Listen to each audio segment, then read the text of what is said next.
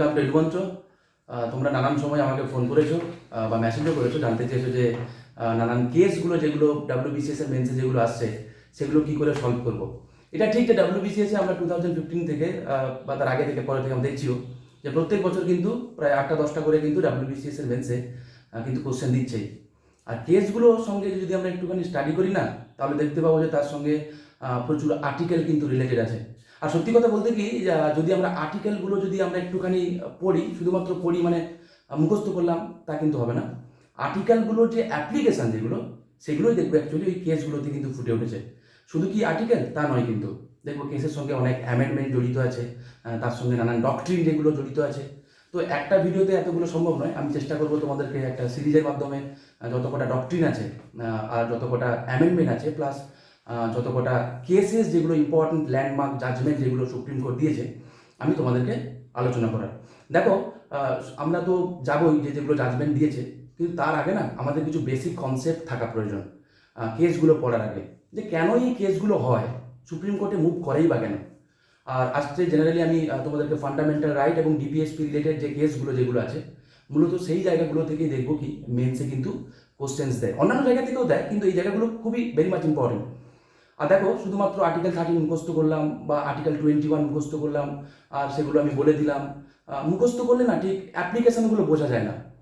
কেন এই কথাগুলো বলছি, আমি যে কেসেসগুলো যেগুলো আমি তোমাদের সঙ্গে শেয়ার করবো, যদি সেই সবকটা কেস তোমরা দেখো না, তাহলে দেখবে ডিপিএসপির সঙ্গে ফান্ডামেন্টাল রাইটের একটা সম্পর্ক আছে। তোমরা নানান সময় পড়তে গিয়ে দেখেছো যে ফান্ডামেন্টাল রাইট ইজ জাস্টিসেবল। কেন জাস্টিসেবল? কারণ যদি কোনো কারণে ফান্ডামেন্টাল রাইট ভায়োলেট হয়, আমরা কোর্টে মুভ করতে পারি, তাই না? এই যে বললাম আর্টিকেল রিলেটেড আছে, এই যে আমি কথাটা বললাম যে যদি কোনো কারণে আমার ফান্ডামেন্টাল রাইট ভায়োলেট হয়, আই ক্যান মুভ কোর্ট। এটা কোথায় যেতে পারি? আমি দুটো জায়গায় যেতে পারি। একটা হচ্ছে সুপ্রিম কোর্টে যেতে পারি, যেটা আর্টিকেল 32, রাইট? আর একটা জায়গায় যেতে পারি হাইকোর্টে, তাই না? আর্টিকেল 226। তো যখন ফান্ডামেন্টাল রাইট রিলেটেড যে সমস্ত কেসগুলো আমরা পড়বো, প্রত্যেকটা জায়গাতেই আমরা দেখবো হয় আর্টিকেল 32 আর না হলে আর্টিকেল 226। আচ্ছা, হয় আর নয় আমি কেন বললাম? এই কারণে বললাম, তোমরা যদি পলিটিটা পড়েছো, তোমরা জানোই যে আর্টিকেল 32 ইটসেলফ একটা ফান্ডামেন্টাল রাইট, রাইট? এবং সেটা আমরা ডাইরেক্ট সুপ্রিম কোর্টে যেতে পারি। হাইকোর্টের যে আর্টিকেল 226, এটা কিন্তু ফান্ডামেন্টাল রাইট নয়। যদিও দুটোতেই 5খানা রিটি আছে, হ্যাবেস কর্পাস, ম্যান্ডামাস, প্রহিবিশন, সার্টিওরারি, কোয়ারান্টো, 5টাই আছে। কিন্তু একটা কথাই সম্পর্কে আমি জাস্ট বলে রাখি, এই যে বললাম কনসেপ্টগুলো জাস্ট কাজে লাগাতে হবে। আর্টিকেল 226 মানে আমি 32 তো অ্যাপ্লাই করবো, কিন্তু তার আগে আর্টিকেল 226-এ আমাকে অ্যাপ্লাই করতে হবে, তারপরে আর্টিকেল 32 আমি পাবো। তাহলে আমি যেই কথাটা বললাম, এটাও কি জাজমেন্টে দিয়েছে? হ্যাঁ, দিয়েছে। আজকে তোমাদের আমি যে কেসটা পড়াবো, তার আগে একটা কেস হয়েছিল, রমেশ থাপার কেস। তো রমেশ থাপার কেসটা হয়েছিল 1950-তে। দেখা যাবে যে সেখানে ডাইরেক্ট তিনি সুপ্রিম কোর্টে মুভ করেছিলেন। তখন সুপ্রিম কোর্ট থেকে বলা হয়েছিল যে তুমি আগে হাইকোর্টে যাওনি কেন? আগে হাইকোর্টে যাও, হাইকোর্ট যদি মনে করে রেফার করবে, দেন সুপ্রিম কোর্ট ভার্ডিক্ট দেবে। তাই পরবর্তী আফটার রমেশ থাপার কেস, দেখবো যে যবে থেকে সংবিধান আমাদের লাগু হয়েছিল, মানে 26 নভেম্বর 1950, তারপর থেকে দেখবো ওই one of the first cases ছিল রমেশ থাপার কেস। তারপরের যে কেসগুলো দেখবো সবকটা কিন্তু আর্টিকেল 226 থেকে আর্টিকেল 32-তে গেছে। মানে আমি উল্টো করে বললাম, সোজা করে বলতে গেলে আগে সবাই হাইকোর্টে গেছে, তারপরে হাইকোর্টের কে চ্যালেঞ্জ করেছে ভার্ডিক্টকে, সেটা সুপ্রিম কোর্টে রেফার হয়েছে। বোঝা গেল? আর আমি কয়েকটা সিম্পল আর্টিকেল তোমাদের সঙ্গে শেয়ার করছি। ল সম্পর্কে জানতে হবে। ল সম্পর্কে জানতে হবে মানে যে কটাই যে আমি কথাগুলো বললাম যে ভার্ডিক্ট দিয়েছে, তার মানে court null and void declare করেছে। কাকে নাল অ্যান্ড ভয়েড ডিক্লেয়ার করেছে?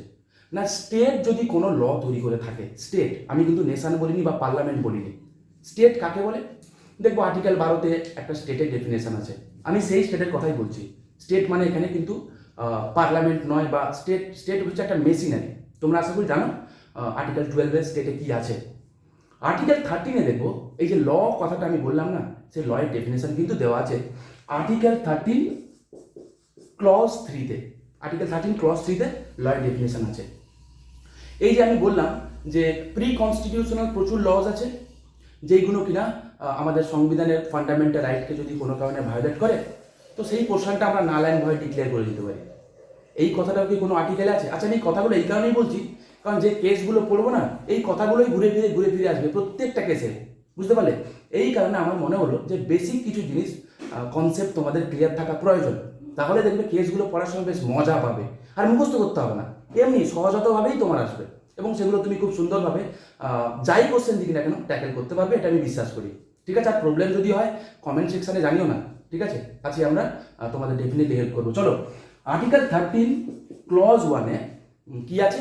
এই যে যেই কথাটা আমি একটু আগে বললাম যে প্রি কনস্টিটিউশনাল ল, ঠিক আছে? প্রি কনস্টিটিউশনাল ল মানে হচ্ছে 26 ডে অফ জানুয়ারি 1950 আগে যেই সমস্ত যাবতীয় যা কিছু আছে, তো সেইগুলোর কোনো কিছু, তার কোনো আর্টিকেল হোক, কোনো ক্লজ হোক, কোনো প্রভিশন হোক, কোনো একটা ওয়ার্ডই হোক না কেন, সেটা যদি ফান্ডামেন্টাল রাইটের যদি কোনো কিছুকে ভায়োলেট করে, কোনো একটা ফান্ডামেন্টাল রাইটকে যদি ভায়োলেট করে, তাহলে সেটাকে আমরা নাল অ্যান্ড ভয়েড ডিক্লেয়ার করবো। এটা আর্টিকেল 13 ক্লজ 1-এ আছে। আর্টিকেল 13 ক্লজ 2-তে কি আছে? যে স্টেট এরকম কোনো ল বানাবেই না যেটা কিনা ফান্ডামেন্টাল রাইটকে আমার ভায়োলেট করে। আর আর্টিকেল 13 ক্লজ 3-তে কি আছে না, লয়ের ডেফিনেশন আছে। তো এখানে ল মানে কি? Law made by parliament, state legislature, or any ordinary law, any customs law, any ordinance, any notification, etcetera etcetera, এগুলোকে বলেছে কি আমার ল। বোঝা গেল? তো এরপরে দেখবো কি যে আজকের আমি তোমাদের যে কেসটা আমি পড়াবো সেটা হচ্ছে Champakam Dorairajan versus state of Madras case. তো এই কেসটাও স্টাডি করতে করতে আমরা বেশ কিছু আর্টিকেলও করবো। বোঝা গেল কি বললাম? চলো আমরা একটুখানি কেসটা স্টাডি করি, দেখি কি আছে। দেখো, এই রিজার্ভেশন রিলেটেড যে কটা কেস আমাদের সুপ্রিম কোর্টে আছে বা আমাদের সংবিধানে যেগুলো পড়তে হয়, এটা কিন্তু ছিল one of the first cases. কি না, Champakam Dorairajan versus state of Madras case. দেখো, তোমরা আশা করি আর্টিকেল 15টা পড়েছো, রাইট? আর্টিকেল 15 ক্লজ 1-এ আছে the state shall not discriminate the people only on the basis of, mind it, only, এই অনলি কথাটা কিন্তু আছে, right? Only on the basis of religion, race, caste, sex and place of birth. ঠিক আছে, এই 5টা গ্রাউন্ডে কিন্তু স্টেট ডিসক্রিমিনেট করতে পারবে না। অন্যান্য গ্রাউন্ডে চাইলে স্টেট করতে পারে, বাট এই শুধুমাত্র এই 5টা গ্রাউন্ডে কিন্তু স্টেট কাউকে ডিসক্রিমিনেট করতে পারবে না। ঠিক আছে, আর্টিকেল 29 যদি তোমরা পড়ো, আর্টিকেল 29-এর দুখানা ক্লজ আছে, article 29 clause 1 and article 29 clause 2। Article 29 clause 2-তে আছে any section of the, article 29 clause 1-এ আছে any section of the citizens residing in the territory of India or any part thereof having a distinct language, script or culture of its own shall have the right to conserve the same. Next article 29 clause 2-তে বলেছে, very much important, এই কেসের সঙ্গে directly related আর কি। Article 29 clause 2-তে বলছে যে no citizen shall be denied admission into any educational institution maintain by the state or receiving aid out of the state funds on grounds only on the basis of religion, race, caste, language or any of them is very much important. এই কথাগুলো কেন বললাম? দেখো, এই কেসটা study করলে তোমরা বুঝতে পারবে, আশা করি মজাই পাবে। দেখো, মাদ্রাস গভর্নমেন্ট কি করেছিল, 1927-এ একটা অর্ডার বার করেছিল, সেটা ছিল কমিউনাল গো মানে গভর্নমেন্ট অর্ডার। ঠিক আছে, কমিউনাল গো, ওকে, গভর্নমেন্ট অর্ডার। কবে বললাম আমি? 1927। দেখেই বুঝতে পারছো এটা একটা প্রি কনস্টিটিউশনাল ল, মানে সংবিধান লাগু হওয়ার আগে এই অর্ডারটা তৈরি হয়েছিল। ঠিক আছে, সেখানে কি ছিল না, সেখানে দেখবো যে মেডিকেল কলেজগুলোতে এবং ইঞ্জিনিয়ারিং কলেজে কাস্ট বেসড রিজার্ভেশন করেছিল মাদ্রাস গভর্নমেন্ট। এই কাস্ট বেসড রিজার্ভেশনগত কারণে চম্পাকারম দরাইরাজন ছিল একজন ব্রাহ্মণ স্টুডেন্ট, তো তিনি মেডিকেল কলেজে কিন্তু অ্যাডমিশন পাননি এই রিজার্ভেশনগত কারণে। তখন তিনি কি করেন, হাইকোর্টে যান আর্টিকেল 226-এর জন্য। রিড আছে, আমি একটু আগেই বললাম, ফান্ডামেন্টাল রাইটগুলোকে প্রোটেক্ট করার জন্য সুপ্রিম কোর্ট এবং হাইকোর্ট দুজনেই রিড জারি করতে পারে। তো কি হয়েছে, তিনি হাইকোর্টে গেছিলেন, মাদ্রাস হাইকোর্টে।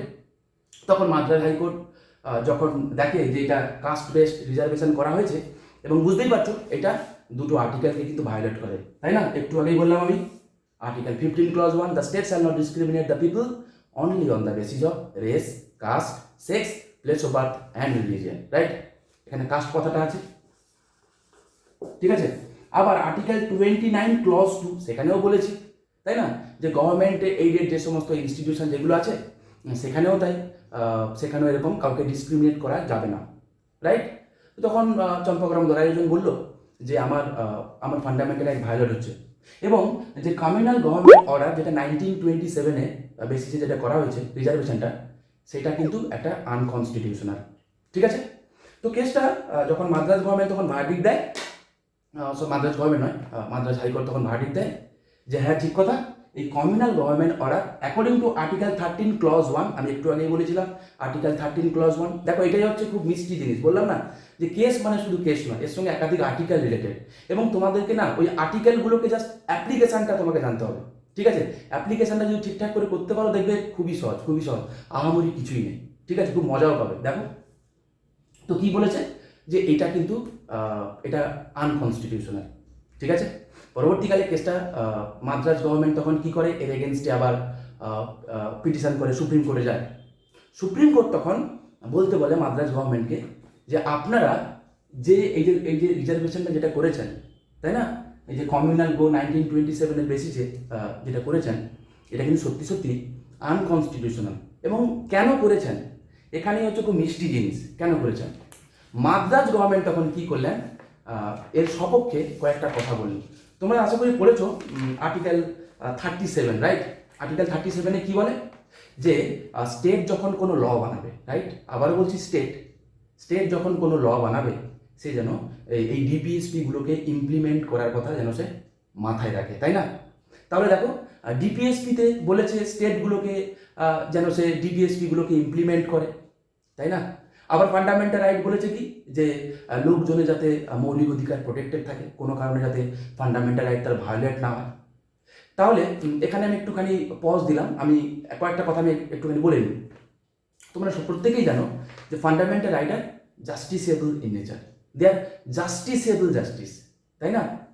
তাই বলে ডিপিএসপি কি না, ডিপিএসপি হচ্ছে নন জাস্টিসেবল জাস্টিস। তার মানে না কোনো কারণে যদি কারো ডিপিএসপিতে যেই কথাগুলো বলা আছে যদি ভায়োলেট হয়, you can not move court, তুমি কোর্টে যেতে পারবে না। আবার এটাও ঠিক কথা যেই জাস্টিস মানে নন জাস্টিসেবল জাস্টিস যেগুলো আছে সেগুলো স্টেট চাইলে ওগুলো জাস্টিসেবল জাস্টিসে কনভার্ট করতে পারে। তো তাই আর্টিকেল 46 তোমরা আশা করি জানো, আর্টিকেল 46-এ আছে যে স্টেট চাইলে কি করতে পারে না, certain class specially schedule caste এবং শিডিউল ট্রাইব যারা আছে তাদের এডুকেশনের জন্য তারা চাইলে স্পেশাল কিছু প্রভিশন তৈরি করতে পারে। মাদ্রাজ গভর্নমেন্ট ওটাই বলছে আমি তো অ্যাকচুয়ালি ডিপিএসপিকে ইমপ্লিমেন্ট করার চেষ্টা করেছি, আমি কারোর ফান্ডামেন্টাল রাইট ভায়োলেট হবে আমি সেটা ভাবিনি। কিন্তু ঠিক কথা যে ডিপিএসপিতে যেগুলো আছে তোমরা জানো যে ডিপিএসপিগুলো নন জাস্টিসেবল কেন, তাই না? দেখো কতগুলো কনসেপ্ট রিলেটেড আছে। তার কারণ যখন আমাদের সংবিধান যখন লাগু হয় না, তখন দেখবো কি এই যে ফান্ডামেন্টাল রাইট এবং ডিপিএসপি না একসঙ্গেই ছিল, বুঝতে পারলে? পরবর্তীকালে লাগু হয়, মানে এই কথাটা হয়তো আমি সেই কথা ঠিক বলিনি, লাগু হওয়ার পরে মানে লাগু হওয়ার সময় থেকেই বাইফার্কেশন ছিল, ইনিশিয়াল যখন লেখা হয়েছিল একসঙ্গেই ছিল। কিন্তু এতগুলো আর্টিকেল, মানে আমি বলছি আর্টিকেল 12 থেকে আর্টিকেল 51, ভাবতে পারো কতগুলো আর্টিকেল আছে। তো সেগুলো সবকটাকে একসঙ্গে ইমপ্লিমেন্ট করা এটা ছিল সত্যি সত্যি tough nut to crack. Constitutional advisor হিসাবে তোমরা যাদেরকে চেনো ডক্টর বি.এন. রাও, তার শরণাপন্ন হলো কী করা যায়। Doctor BN. রাও একটা কথা বললেন যে কাজ করা যাক, এগুলোকে আমরা দুটো ভাগে ভাগ করে দিই। কীরকম না, একটা জাস্টিসেবল জাস্টিস যেটা আমরা ফান্ডামেন্টাল রাইট হিসাবে জানি, আর যেগুলো নন জাস্টিসেবল জাস্টিস যেটাকে আমরা ডিপিএসপি হিসাবে জানি। তো এর পেছনের কারণ আছে। কি কারণ না, একটা হচ্ছে ইনঅ্যাডিকুয়েট রিসোর্স, আমাদের কাছে এত রিসোর্সও নেই। আর একটা কি না, ভাস্টনেস অফ দ্য কান্ট্রি। এবং সাথে সাথে এটাও বলা হলো আর্টিকেল 37-এ যে স্টেটের কাছে যদি অ্যাডিকুয়েট রিসোর্সেস থাকে, ঠিক আছে, ইন ফিউচারে যদি আসে, সে চাইলে এই নন জাস্টিসেবল জাস্টিসগুলোকে জাস্টিসেবল জাস্টিসে কনভার্ট করতে পারে। মাদ্রাজ গভর্নমেন্ট দেখো তাই করতে চেয়েছিল, আর্টিকেল 46-কে ইমপ্লিমেন্ট করতে চেয়েছিল। আর্টিকেল 46-কে ইমপ্লিমেন্ট করতে গিয়ে দেখা গেল কি না, আর্টিকেল 15-এর ক্লজ 1 এবং আর্টিকেল 29-এর ক্লজ 2টা ভায়োলেট হচ্ছে। তার মানে সোজা কথা, সুপ্রিম কোর্টে যখন এটা বলা হলো, সুপ্রিম কোর্ট তখন ভার্ডিক্ট দিল। কি ভার্ডিক্ট দিল? বলছে না, তুমি ডিপিএসপিকে ইমপ্লিমেন্ট করার জন্য ফান্ডামেন্টাল রাইটকে তুমি ভায়োলেট করতে পারো না। তাই এই কমিউনাল গভর্নমেন্ট অর্ডার যেটা মাদ্রাজ গভর্নমেন্ট করেছিল, যার ভিত্তিতে কাস্ট বেস রিজার্ভেশন যেটা করেছিল, সেটা কিনা নাল অ্যান্ড ভয়েড ডিক্লেয়ার করে দেওয়া হয়। ঠিক আছে, অ্যাকর্ডিং টু 13 ক্লজ 1 দিয়ে। তার কারণ কি আমি অলরেডি বললাম, এটা ছিল একটা প্রি কনস্টিটিউশনাল ল। বোঝাতে পেরেছি আশা করি আমি। তো চলো, যখন এটা করা হলো তখন একটা প্রশ্ন এলো। প্রশ্নটা কি এলো যে কে বড়, ফান্ডামেন্টাল রাইট বড় নাকি ডিপিএসপি বড়? তখন সুপ্রিম কোর্ট বলল যে না, ফান্ডামেন্টাল রাইট বড় ওভার ডিপিএসপি। বোঝা গেল? এর পরবর্তীকালে এই ভার্ডিক্টটা কিন্তু বেশি দিন থাকেনি। আমরা পরের দিন আমরা আবারও অন্য একটা কোনো কেস নিয়ে আমরা আলোচনা করবো। আমি চেষ্টা করবো যে যাতে সাল বেসিসে যে সমস্ত কেসগুলো হয়েছে আমি সেগুলো আলোচনা করতে, আমি ডেফিনেটলি আলোচনা করবো তোমাদের সাথে। তাহলে এখান থেকে আমরা কয়েকটা জিনিস পেলাম যে এখন দাঁড়িয়ে কি আছে। এখন দাঁড়িয়ে কিন্তু আর সেটা নেই। এখন দেখবো কি একটা ব্যালেন্স হয়ে গেছে, তাই না? মিনার্ভা মিলস কেস হয়েছিল 1980-তে, 1980 সালে হয়েছিল। সেখানে আবার দেখবো যে সুপ্রিম কোর্ট আবার ব্যালেন্স করেছে between directive principal and state policy এবং ফান্ডামেন্টাল রাইট। আশা করি আমি বোঝাতে পেরেছি চম্পাকরণ দরাইরাজন কেসটা। আশা করি তোমাদের ভালো লেগেছে। যদি কোথাও বুঝতে গিয়ে তোমাদের কোনো অসুবিধা হয়ে থাকে তোমরা কিন্তু অবশ্যই কমেন্ট সেকশানে জানিও। আমি চেষ্টা করব তোমাদের এই প্রবলেমগুলো সলভ করে দেওয়ার। আর একটা কথা আমি বলে রাখি, তোমরা যদি আরও ডিটেলসে জানতে চাও আমাদের এডুমন্ত্রতে অনলাইনে আমরা ক্লাস করছি। তোমরা এই নিচে দেওয়া যে কন্ট্যাক্ট যেগুলো আছে, ইমেল কিংবা হোয়াটসঅ্যাপ কিংবা ফোন, তোমরা করতে পারো। আমরা তোমাদেরকে যথাসাধ্য হেল্প করব। ঠিক আছে?